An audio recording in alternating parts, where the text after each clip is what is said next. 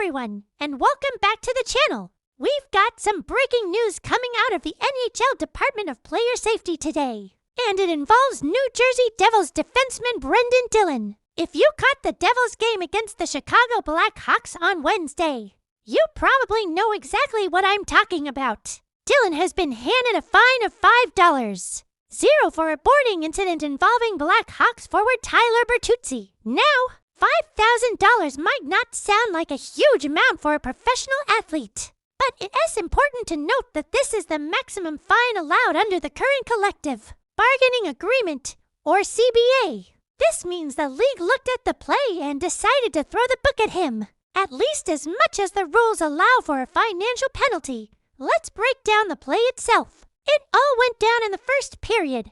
Bertuzzi was chasing the puck along the boards in the corner of the Devils' zone. Dillon came in to make a play, but he caught Bertuzzi up high with his left elbow, sending him face first into the glass. It was a dangerous-looking hit, no doubt about it. The referees on the ice immediately called a 2-minute minor penalty for boarding. Thankfully, Bertuzzi was able to shake it off and stay in the game, which is always the most important thing to see after a hit like that. The penalty proved to be costly for the Devils right away on the ensuing power play. The Blackhawks capitalized. Who else but Connor Bedard found the back of the net? And guess who picked up the primary assist on that goal? None other than Tyler Bertuzzi himself. It is one of those classic hockey moments where the player who draws the penalty comes back to make the other team pay on the scoreboard. A little bit of instant justice, you could say. Despite that early setback, the game itself was an absolute thriller. It went back and forth, and ultimately, the Devils managed to claw their way back and force overtime. In the extra frame, it was defenseman Simon Nemec who played the hero, scoring the game-winning goal to give New Jersey a hard-fought 4-3 victory. Looking at the individual stats from the game, Brenden Dillon was a physical presence as usual, finishing the night with 5 hits. He played a significant amount of ice time, clocking in at nearly 22 minutes, but ended the game with a -1 rating. On the other side, Tyler Bertuzzi had a productive night for the Blackhawks. In addition to that key power play assist, he registered for shots on goal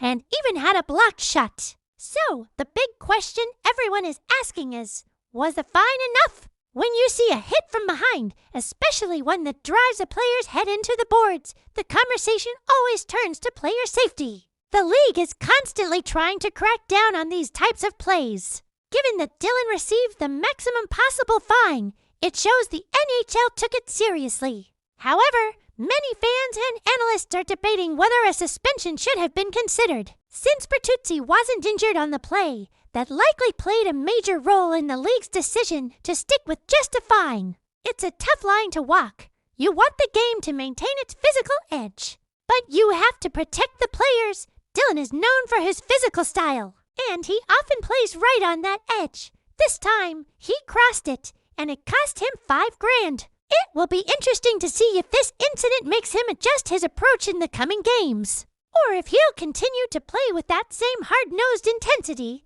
What do you guys think? Was a $5 fine the right call? Should it have been more? Should there have been a suspension? Let me know your thoughts down in the comments below. I am always curious to hear what the hockey community thinks about these decisions. From the Department of Player Safety, it's always a hot topic for debate. That's all for this update. If you enjoy staying up to date with all the latest news from around the NHL, make sure to hit that like button and subscribe to the channel so you don't miss a thing. Thanks for watching, and I'll catch you in the next video.